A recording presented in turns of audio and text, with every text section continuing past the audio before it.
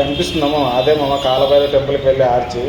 సాధారణంగా అయితే కాశీ విశ్వనాథుని దర్శించుకోవడానికంటే ముందు కాలభైరవ టెంపుల్ దర్శించుకుంటారు, మృత్యుంజయ టెంపుల్ కూడా దర్శించుకుంటారు. ఎందుకంటే Kalabhairava temple and Mrityunjaya temple పక్కపక్కనే ఉంటాయి కాబట్టి. ఎగ్జాక్ట్గా ఆర్చ్కి ఆపోజిట్లోనే స్ట్రైట్గా ఇలా వెళ్ళిపోతే ఆల్మోస్ట్ ఒక 1/2 కిలోమీటర్ ఉంటుంది కూడా. 1/2 కిలోమీటర్ వెళ్ళిపోతే మనకు మృత్యుంజయ టెంపుల్ వస్తుంది అన్నమాట. సో ఇక్కడ దర్శనం చేసుకున్న తర్వాత డైరెక్ట్గా మనం కాశీ విశ్వనాథుని దర్శనం చేసుకోవడానికి వెళ్తాం సాధారణంగా. మృత్యుంజయ అంటే ఏం లేదు, ముత్తుని జయించిన వాడని అర్థం అన్నమాట. ఇక్కడ ఈ ఆలయానికి ఉన్న విశ్వాసం ఏంటంటే ఇక్కడ మహాశివుడిని ప్రార్థిస్తే అకాల మృత్యువు నుండి ఆయురారోగ్యాలతో సంతోషంగా ఉంటాడని నమ్మకము. ఇక్కడ స్టోరీ ఏంటంటే మృకండ మహర్షి తన భార్యతో కలిసి సంతానం కోసం పరమశివుడిని ప్రార్థిస్తారనమాట. అప్పుడు వారికి ఒక ఎంపిక వస్తుంది. ఎట్లా అంటే ఒకటేమో చాలా కాలం జీవించి ఉండే సాధారణ కుమారుడు కావాలా, లేదంటే గొప్ప జ్ఞానం భక్తి కలిగిన 16 సంవత్సరాలు మాత్రమే జీవించి ఉండే కుమారుడు కావాలని వాళ్ళకు ఎంపిక వస్తుంది.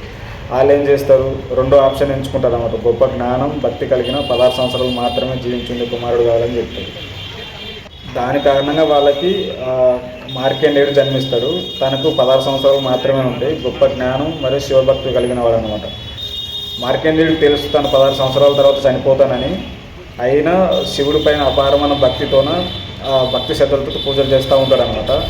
ఇలా తనకు 16 సంవత్సరాలు నిండిన తర్వాత యమధర్మరాజు తన ప్రాణాలు తీసుకోవడానికి వస్తాడనమాట. ఆ టైంలో మార్కండేయుడు శివలింగాన్ని కౌగిలించుకొని మార్కండేయ మంత్రాన్ని చదువుతాడు. అప్పుడు శివుడు ప్రత్యక్షమై తన మృత్యువు నుండి కాపాడతాడనమాట.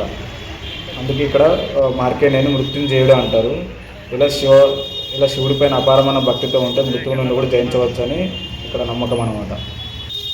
లోపల ఆ టెంపుల్ లోపల ఒక కూపం అని ఒక బాగుంటుంది. అక్కడ నీళ్ళు తాగితే ఆయురారోగ్యాలతో ఉంటారని నమ్మకం.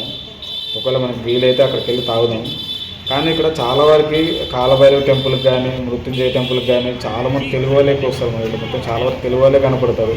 కాశీలో మనకు ఏం ఇబ్బంది లేదు, తెలుగు వాళ్ళు చాలామంది కనిపిస్తారు, ఎలాంటి ఇబ్బంది ఉండదు. ఇక్కడ కనిపిస్తున్నామా అదే మృత్యుంజయ టెంపుల్.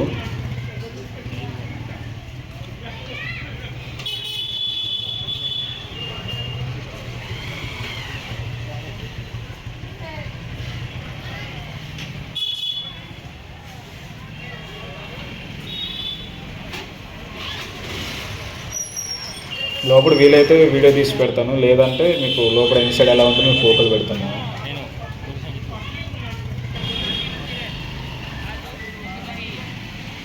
ఇదే ముందు